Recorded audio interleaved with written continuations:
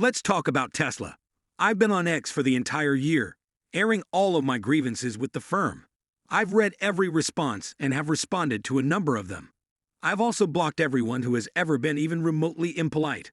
I think the fanboy cult side of Tesla runs too strong. It's become absolute collectivism. If you don't understand collectivism, it's when an individual expresses an opinion in opposition to a mass narrative and thinking, for example, of the times when we had vaccines and individuals voiced their concerns about those, even if they were reputable medical professionals or scientists. Ironically, the test cult also purports to support free speech. The irony and hypocrisy is enough to make your head spin. Elon is very smart, but he doesn't know more than everyone in the Tesla investing community put together. There are many of us with different backgrounds and industries who have decades of experience in these and some very intelligent people. And many of them even focus on Tesla more than Elon does these days. To think of Elon as some sort of god who can never be wrong is just crazy. Some of them even go around saying that no one is smarter than Elon. And if you ever think you know better than Elon, then you suffer from something called smarter than Elon syndrome or something. Elon has made a number of mistakes. He is not flawless. It is open to want to have a role in how our firm is operated because we are its owners. I'm not a fan of collectivism at all, so I might be overcompensating for the negativity directed towards Tesla in an attempt to calm down the fanboys and provide a different viewpoint than simply saying, Telson will go to the moon. These guys are far more seasoned and knowledgeable investors than us, so whether we believe it or not, they would still invest. I'm not trying to be a Tesla bear or Tesla Q.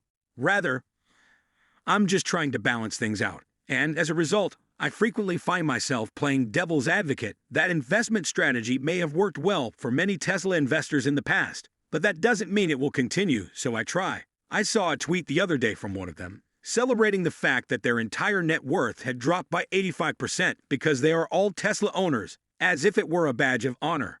And counterbalance the madness, many people abuse me for it, but many of you genuinely value it. I've stated numerous times that I'm not here to support confirmation bias.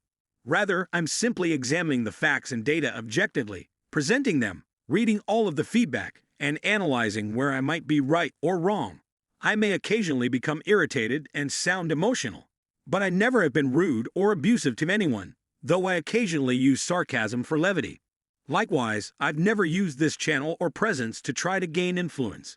Instead, I've always done the same thing, enjoying discussing and analyzing a very interesting company and sharing and debating said thoughts with my devoted listeners. I did it for fun and because I had a fortune invested and wanted to make sure I wasn't missing anything. And it wasn't too good to be true. That's enough. I'll talk about my current opinion of Tesla, and perhaps whether or not it is too good to be true now. I didn't do it for money either. I didn't try to pump Tesla stock, sell any courses merchandise, and I declined every sponsorship I got offered. I am clearly a huge admirer of economics and the social sciences, but I also enjoy philosophy and history, a little bit of politics, but in the past year or so, I've been focusing more on psychology. When it comes to this company, supply and demand are undoubtedly important factors. Can Tesla supply enough EVs? Can there be enough demand for the EVs? These were how the fundamentals went, and I came to the conclusion early on that there could only be enough supply if Tesla figured out how to make dry battery electrodes. With the 460s, and I don't think anybody in the community will dispute that I have been steadfast in this throughout, and I called it before everyone else when it appeared that it was not going to succeed. As a result, we are still running at a run rate of about 5% from the 2022 aim. That is unsuccessful. The only way to put it is this. We have a very small number, and the numbers I'm looking at can easily be plotted on a different chart as linear anyway, because we aren't improving line speed because we haven't solved dry battery electrodes. However, exponentials are not some sort of magic. Even if something is exponential, it still depends on how regularly it doubles and what the starting number was for it to eventuate into something large. With its low run rate, Tesla is only adding 4680 lines per month. However, keep in mind that fanboys can manipulate data to make anything appear favorable in order to appease their followers and receive a pat on the back and possibly emoji from Elon. Though I believe there are some prominent figures in the community who really do just deliver confirmation bias, and you go to them like a drug that releases dopamine for you. They may just create reaction videos of anyone doubting Tesla saying look how stupid this guy is, or someone saying something positive about Tesla, then they might call them genius. I think quite a few of these people are actually quite smart. I'm not saying that fanboys are stupid. On the contrary, quite the opposite.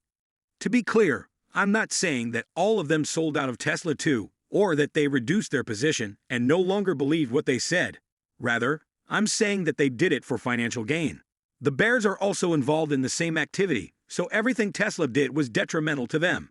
For this reason, I go back to my psychology studies. I actually read 80 books last year. That was a record for me. And when I say read, I'm including Audible. And when I say 80, I'm also counting the same book as 3 if I read it 3 times. Yes, that's right, if I listen to a book written by someone more educated on a particular topic that they have been studying for decades. And if it is good, I'll often start it again immediately after it finishes, so I can learn the book rather than just listen to it. So I think when it comes to the stock price, psychology is more important than economics or finance for Tesla.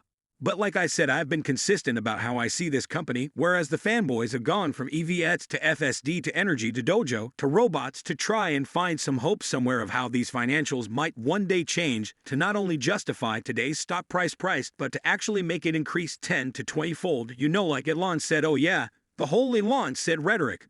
This was the biggest trap I fell in as an investor and woke up from it at the worst time. Don't count on anything that Elon says, because almost everything he ever promises is either delayed for years or we're still waiting years. He's great at distracting us with some new shiny thing that will take Tesla to the next level. Avoid looking behind you, where all the mistakes are. That I said would make billions. No, look at this new shiny thing that's going to make trillions. Remember, when solo used to be a thing, Elon told us he had to focus on the car business. Though yeah, solar, that isn't happening. It's not the future of energy. Nuclear is the most logical way moving forwards, but Tesla doesn't own nuclear plants. And before any of you comment, well, that's where I'm wrong, because the Model Y actually launched a few months earlier than they said. Yeah, sure it did, but what about everything else? Remember, the Roadster was revealed 8 years ago now, and people put down substantial deposits. I doubt that will happen. Oh, and the Semi 8 years ago, sure, Tesla made enough prototypes to sell a few and get them on the roads.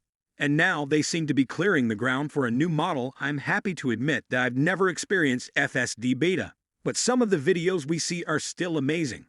I'm not saying it's not incredible. I'm just thinking potentially that there's still a really long way ahead until we're talking about robot taxi level.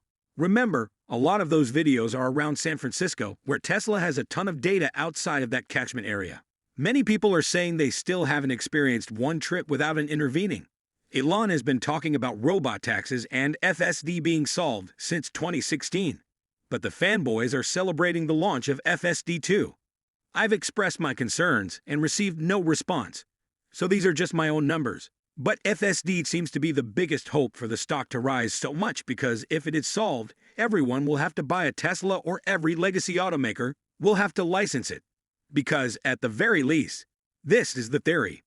So why aren't they selling more of them? That is improving, but I don't want to hold a ton of stock and wait for Wall Street to recognize the breakthroughs that really matter. If there is a path, I believe there will be plenty of time to get more back in. But as I mentioned earlier, this talk is more about psychology, and sometimes robots and FSD feel more believable than others. Sometimes these areas bubble, for example, AI and robots, and the stock could even reach all-time highs this year. It's painful to miss out, but it's equally painful to watch it drop so much that you're damned if you do or not.